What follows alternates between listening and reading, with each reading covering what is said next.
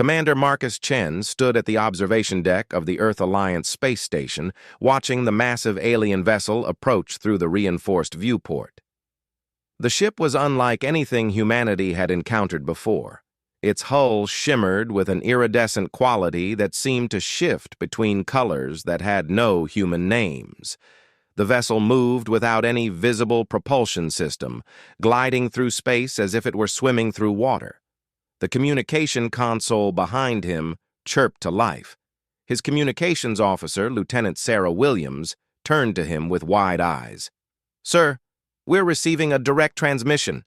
It's addressed specifically to you."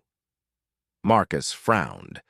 In the 3 years since humanity had made first contact with alien civilizations, diplomatic communications always went through official channels. Personal messages were unheard of. He walked over to the console and accepted the transmission. A holographic image materialized before him. The figure that appeared made everyone on the bridge catch their breath. She was humanoid in basic structure, but that was where the similarities ended. Her skin had a subtle luminescence, like moonlight on water. Her eyes were larger than a human's, with irises that swirled with galaxy-like patterns.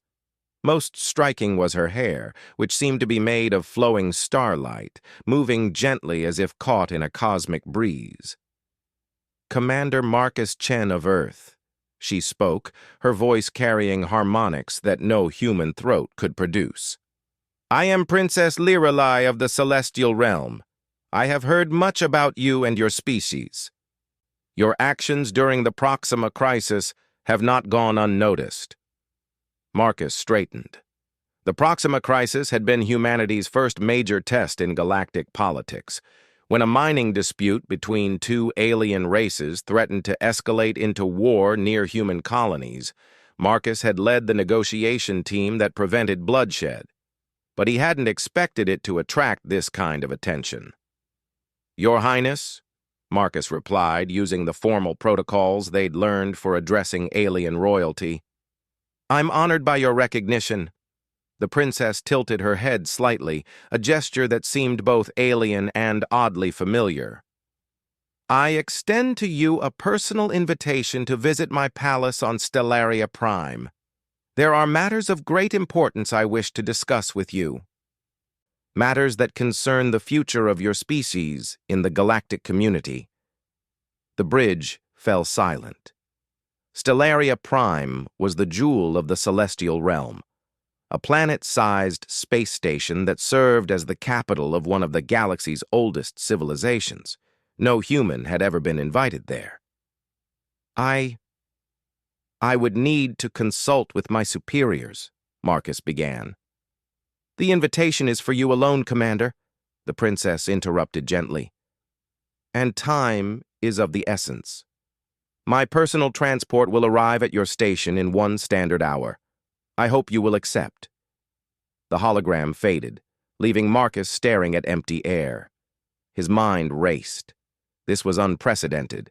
The Celestial Realm had always been neutral in galactic affairs, observing but never interfering.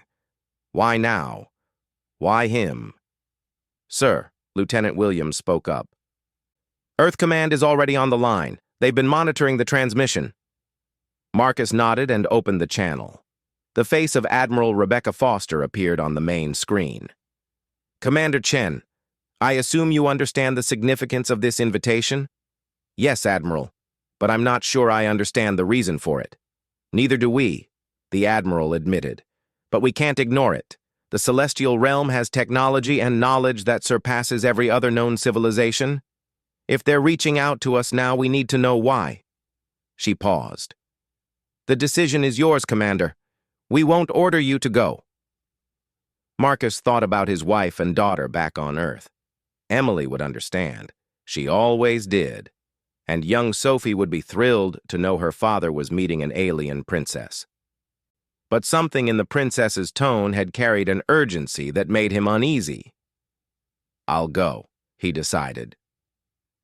The next hour passed quickly. Marcus prepared a small bag with essentials and recording equipment. The science team briefed him on what little they knew about celestial biology and culture.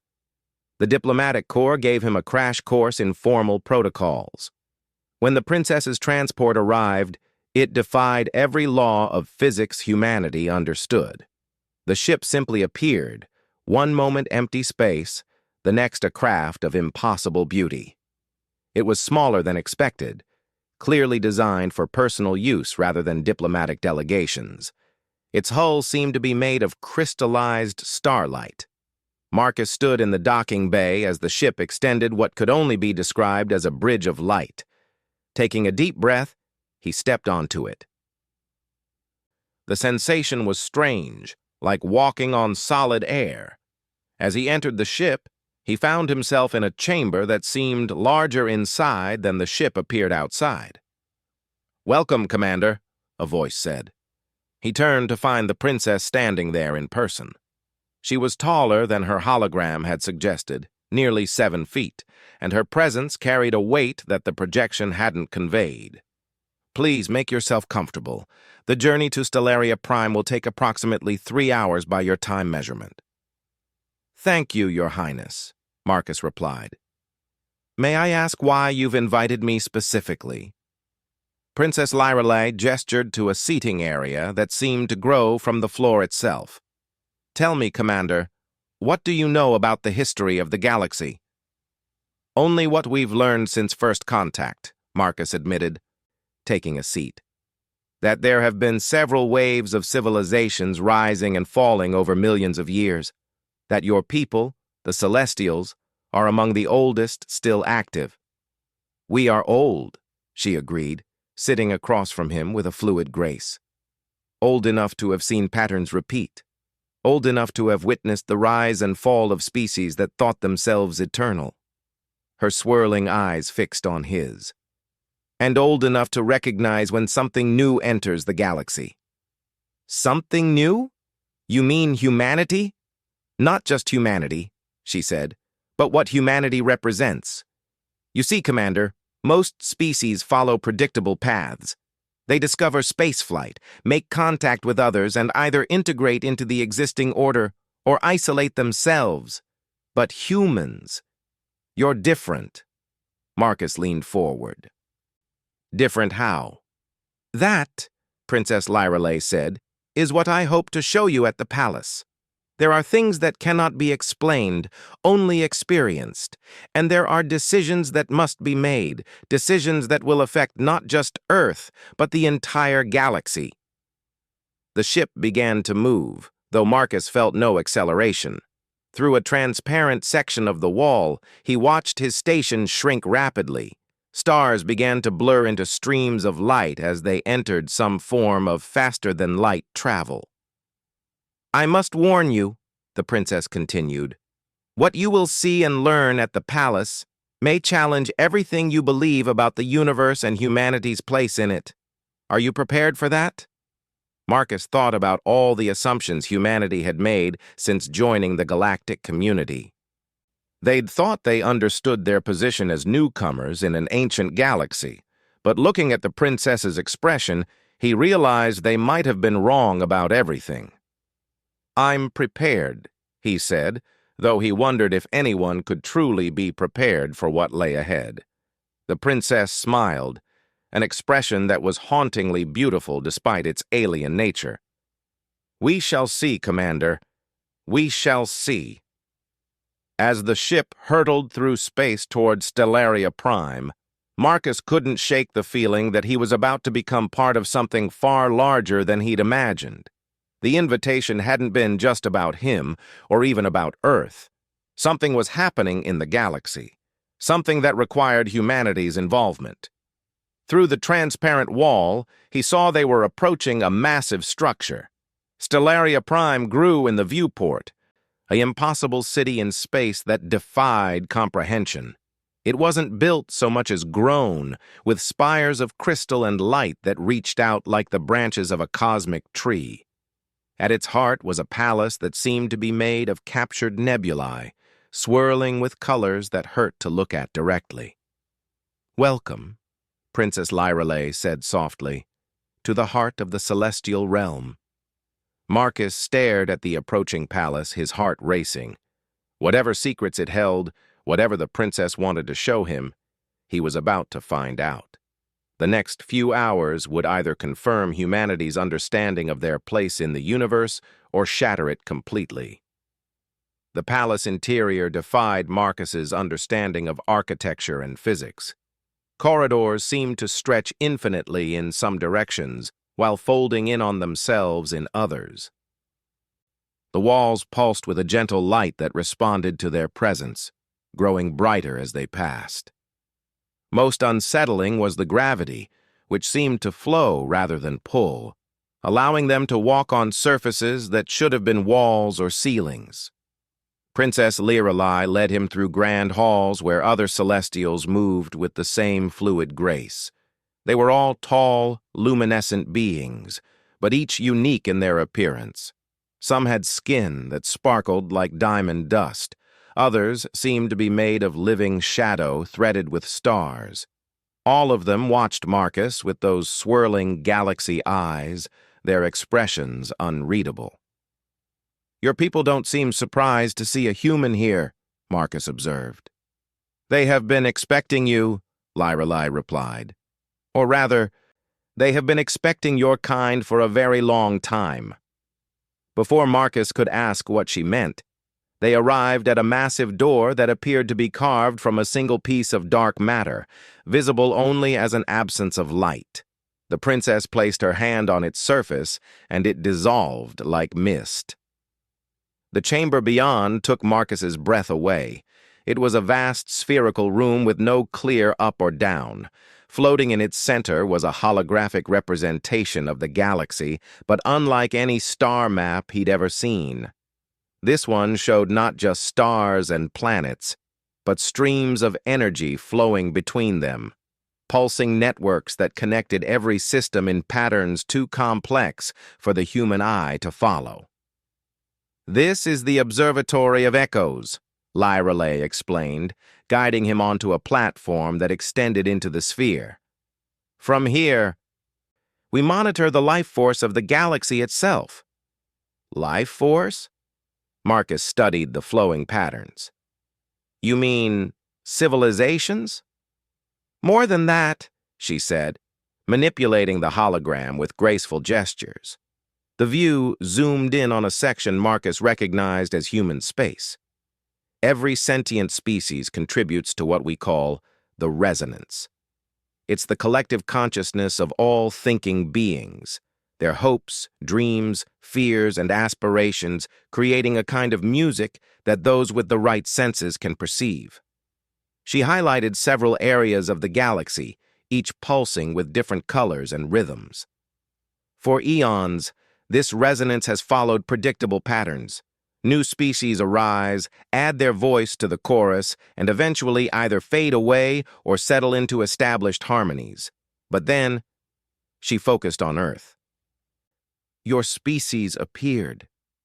Marcus watched as Earth pulsed with a vibrant, chaotic energy unlike any of the other civilizations.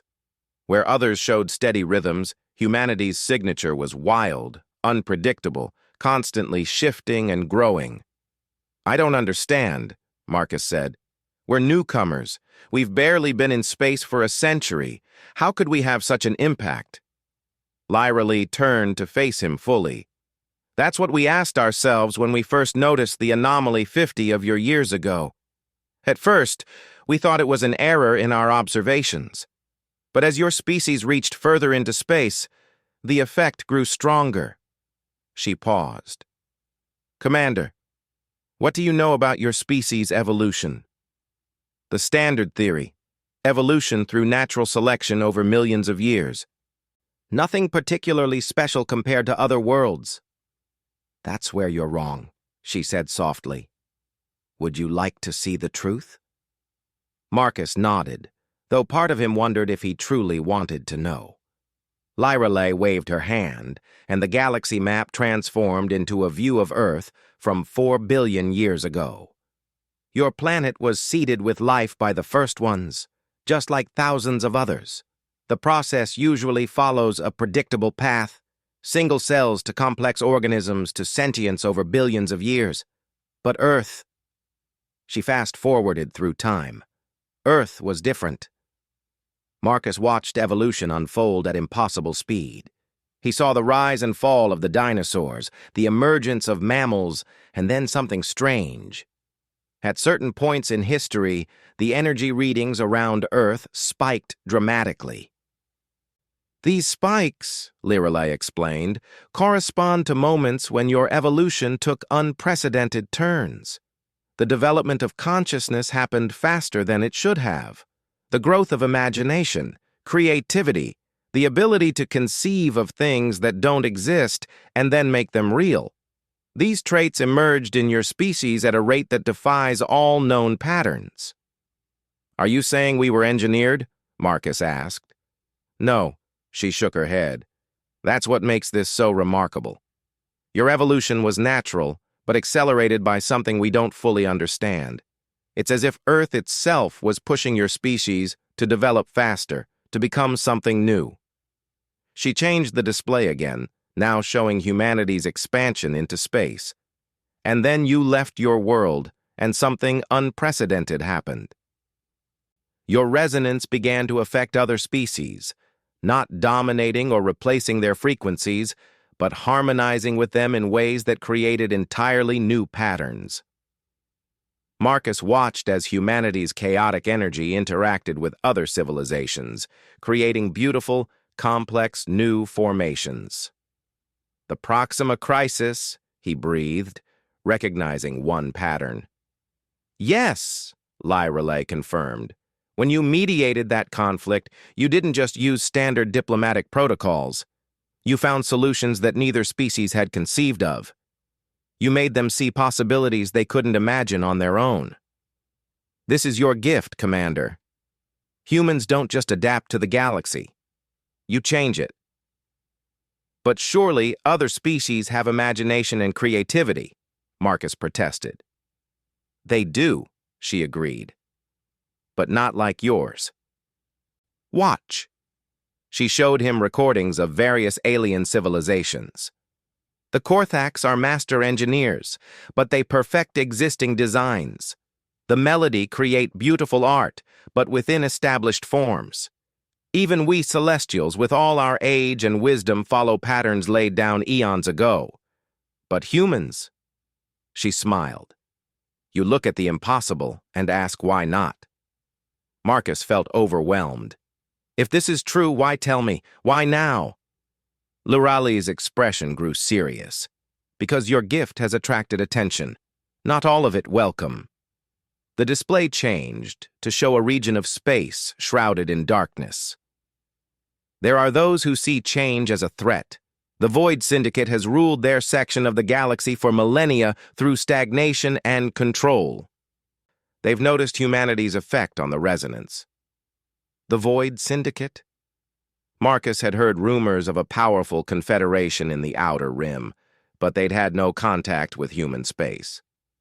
"They believe in perfect order," Lirelei explained.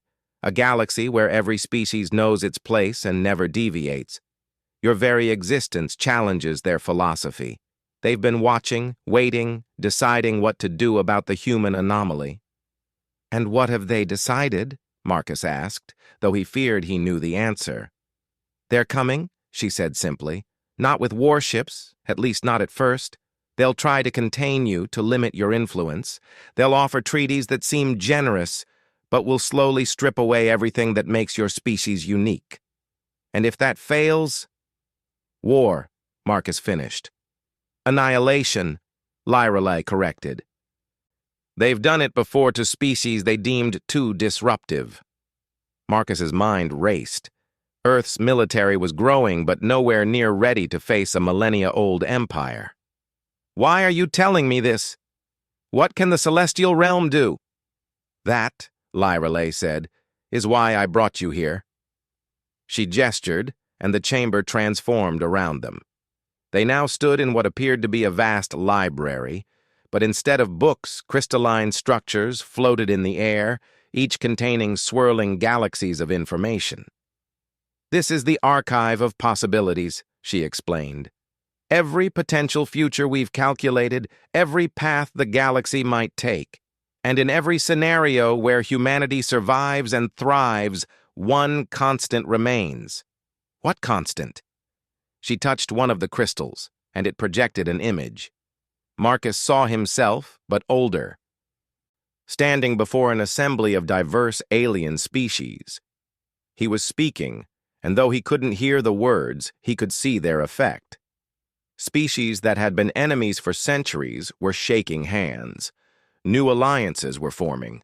The galaxy itself seemed brighter. You, Lirali said, not just you personally, but what you represent. The human ability to bridge differences, to see connections others miss, to imagine solutions beyond established paradigms. The galaxy needs this now more than ever.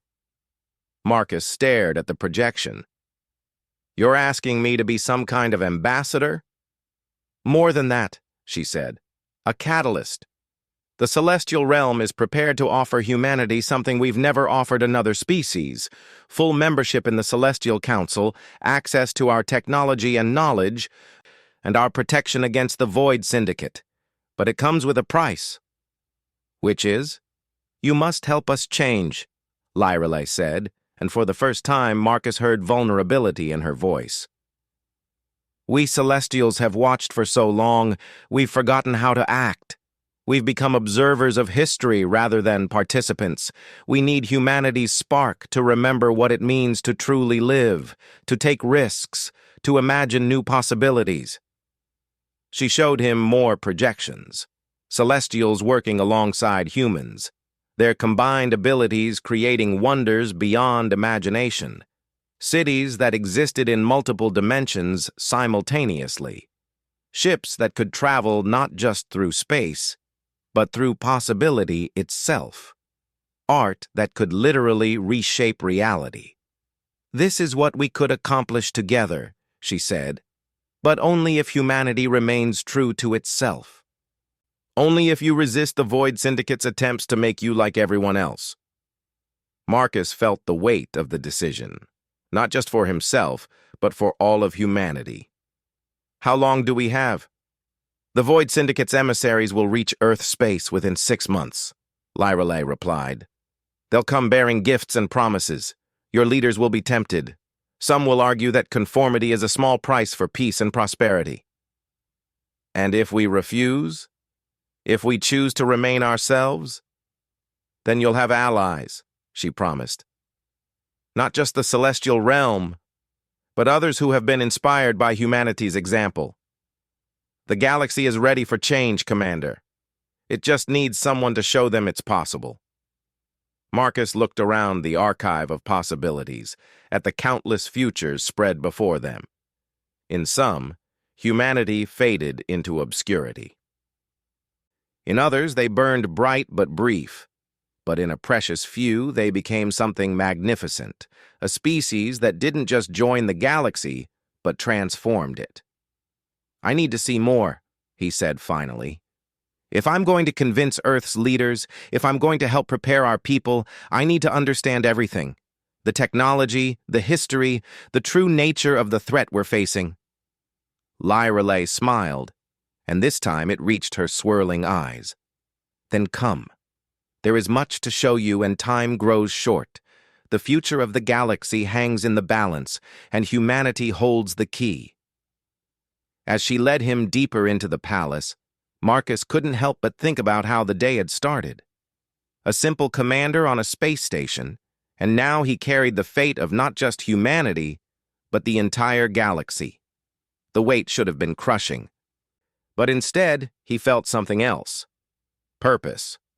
For the first time, humanity's chaotic nature, their refusal to fit into neat categories, their wild imagination, it all made sense.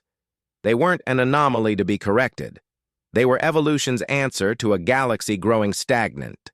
And whatever came next, Marcus would make sure humanity played its part in the cosmic symphony, not as another voice in the established harmony, but as the composers of an entirely new song. The deepest levels of the palace were unlike anything Marcus had encountered. Here, reality itself seemed negotiable. Rooms existed in states of possibility, shifting between what was, what is, and what might be. Lorelei moved through these spaces with practiced ease while Marcus struggled to maintain his sense of self in the flux. They entered a chamber where time flowed differently. On one wall, Marcus could see Earth in real time, while another showed his space station decades in the future. The third displayed something that made his head spin. Earth as it might have been if different choices had been made throughout history. "This is the temporal observatory," Lyra Lee explained. "From here, we can observe the threads of causality that bind the galaxy together. And recently, those threads have been vibrating with unprecedented intensity."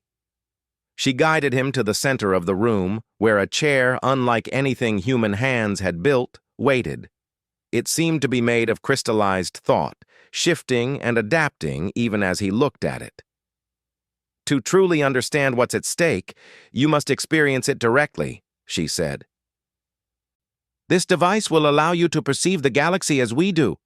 But be warned, the experience can be overwhelming for species not born to it." Marcus didn't hesitate. He'd come too far to turn back now. As he sat in the chair, it molded itself to his form, and suddenly his consciousness exploded outward. He could feel everything. Every living being in the galaxy, their thoughts and dreams creating a vast symphony of existence. He felt the steady, rhythmic pulse of the Korthax colonies, building and expanding in perfect synchronization. He sensed the flowing melodies of the melody, their entire civilization one great song.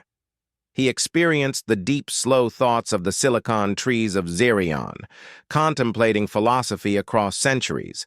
And then he felt humanity. Where other species created harmonious patterns, humans were a jazz improvisation in a classical concert. They zigged where others zagged, found harmonies in dissonance, created beauty from chaos.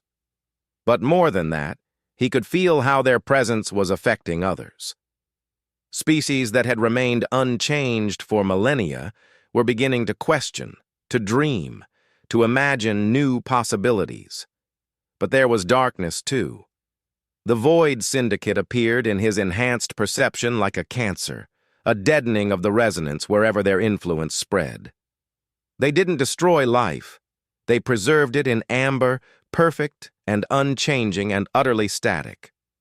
Marcus could feel civilizations under their control, still alive but no longer truly living, their voices in the cosmic symphony reduced to endless repetition of the same notes.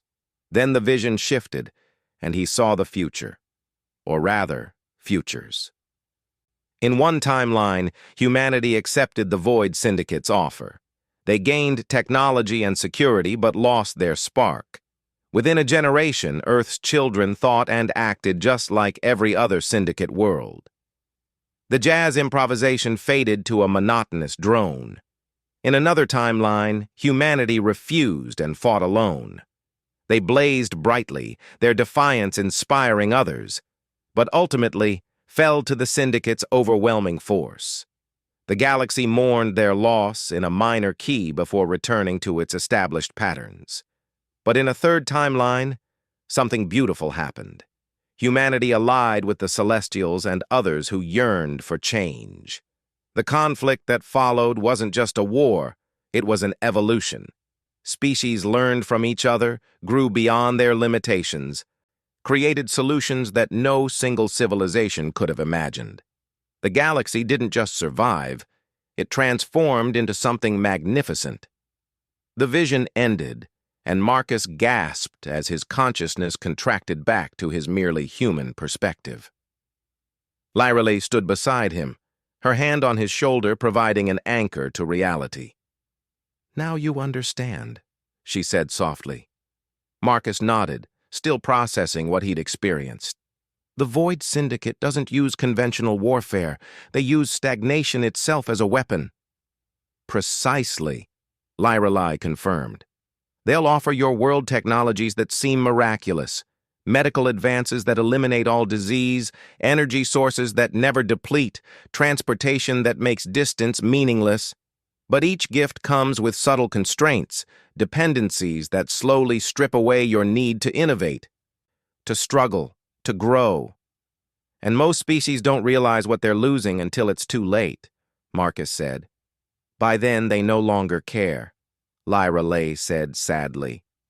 Comfort becomes more important than growth, security more valued than freedom. They become living museums, preserved forever in a state of perfect contentment. Marcus stood, his resolve hardening. What do you need from me? Lyra Lay led him to another section of the palace, where other Celestials had gathered. Among them, Marcus was surprised to see representatives from other species. A crystalline being from the cluster worlds, a shape-shifting ambassador from the Protean Alliance, and others he didn't recognize. These are the advocates of change, Lyra Lay announced. Species who have been touched by humanity's influence and want to see it spread rather than be extinguished. The crystalline being chimed forward, its voice like wind chimes. Your mediation at Proxima showed us that conflict need not always end in domination. You found harmonies we could not perceive. The Protean rippled with colors Marcus had no names for. Your artists collaborate with ours, creating forms that neither could imagine alone. We have been static for too long. Humanity reminds us that change is not death, but life. But words alone won't convince Earth's leaders, Marcus said. They'll see the Syndicate's gifts and compare them to promises of potential futures. Many will choose the certain over the possible. Which is why, Lyra Lay said, we're prepared to offer immediate proof of our alliance. She gestured, and a hologram appeared, showing a star system Marcus recognized, Wolf 359, where humanity was planning its newest colony. We will help you build something there that demonstrates what human celestial cooperation can achieve. A city that exists partially in higher dimensions, defenses that make Syndicate technology look primitive, and most importantly, a beacon. A beacon? Marcus asked. A broadcast system that will carry Earth's resonance across the galaxy, another Celestial explained. Every species will hear humanity's song clearly, understand what you represent. Some will fear it, yes, but many others will be drawn to it, will want to add their voices to yours. You're talking about fundamentally changing the balance of power in the galaxy, Marcus realized. We're talking about evolution, Lyra Lay corrected. The galaxy has been stuck in the same patterns for millions of years. Species rise, plateau, and fade, but nothing truly new emerges.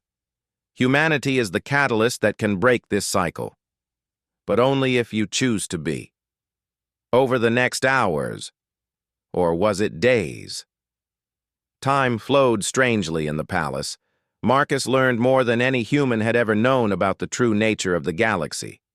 He studied technologies that made Earth's most advanced science look like stone tools. He learned diplomatic protocols for species humanity hadn't even discovered yet. Most importantly, he learned the true history of the cosmos, the rise and fall of civilizations that had faced similar choices to the one humanity now confronted. There's something else, Lyra Lay said, as their time grew short. She led him to a simple room, unadorned compared to the wonders he'd seen. In its center sat a small, unassuming sphere. This is perhaps the most important thing I can give you. What is it? Marcus asked, sensing power despite its plain appearance. A seed, she replied. If planted on Earth, it will grow into something that will help your species understand their true nature. Not all at once. That would be too much. But gradually, as humanity is ready, it will reveal truths about your evolution, your potential, your destiny among the stars. Marcus carefully took the sphere, feeling it pulse with warmth in his hands. Why trust me with this? Why not your government, your scientists? Because, Lyra Lay smiled, you understand something that many don't. Power isn't about controlling others. It's about helping them become more than they are. Your actions at Proxima proved this. You didn't impose a solution. You helped both sides find one they couldn't see alone. As they prepared for Marcus's return to human space, Lyreley gave him one final gift, a communication device that would allow direct contact with the Celestial Council. When the Void Syndicate arrives, you'll need to move quickly. They're masters of gradual corruption. By the time most species realize they're being caged, they've already learned to love their chains. The journey back seemed shorter than the arrival. Marcus's mind buzzed with everything he'd learned, plans already forming for how to prepare Earth for what was coming. As they approached his station, he could see a crowd gathered in the docking bay, his crew, government officials, scientists, all eager to hear what had transpired. "Remember," Lyreley said as they prepared to part, "humanity's greatest strength isn't your technology or your numbers. It's your ability to see possibilities where others see only limitations. Guard that gift, Commander. The galaxy depends on it." Marcus nodded, the weight of the sphere in his pocket a constant reminder of the responsibility he now carried. "What you've shown me. It changes everything." "Yes," she agreed. "It does. The question now is whether humanity will embrace that change or flee from it." As Marcus stepped back onto his station, he was immediately surrounded by colleagues bombarding him with questions. He raised his hand for silence, knowing that what he had to say would alter humanity's course forever. "I need to speak with the Earth Council immediately," he announced. "What I've learned... We have 6 months to prepare for the most important decision in human history. We can choose comfort and stagnation or growth and transformation. We can become another voice in the galaxy's chorus, or we can help compose an entirely new symphony." Admiral Foster pushed through the crowd. "Marcus, what happened out there? What did they show you?" Marcus met her eyes steadily. "They showed me what humanity really is, Admiral, and what we could become. We're not just another species struggling to find our place in the galaxy. We're the key to its future. The question is, are we brave enough to turn that key?" He looked out at the stars, where somewhere the Void Syndicate was already moving, carrying gifts that were really chains. But also where allies waited, species ready to embrace change if humanity would lead the way. The palace had shown him wonders beyond imagination, but the greatest wonder was the potential that had been within humanity all along. The sphere in his pocket pulsed again, as if agreeing. Whatever came next, Marcus knew one thing for certain. The galaxy would never be the same. Humanity had a choice to make, and he would do everything in his power to ensure they chose growth over comfort, possibility over certainty, the difficult path of evolution over the easy road of stagnation. The real journey was just beginning. And as Marcus began to share what he'd learned with Earth's leaders, he could almost hear it, the faint echo of a new song beginning to play across the cosmos, a melody that had never been heard before, waiting for humanity to give it voice. In her palace among the stars, Princess Lyreley watched through the observatory of echoes as Marcus began his work. The threads of causality were shifting, futures crystallizing and dissolving with each choice made. The galaxy held its breath, waiting to see if humanity would rise to meet its destiny or fall to the comfortable darkness of the void. The cosmic symphony played on, but for the first time in eons, no one was certain what the next movement would bring. And in that uncertainty, in that glorious, terrifying potential for change, lay the hope of every species that had ever looked at the stars and dared to dream of something more.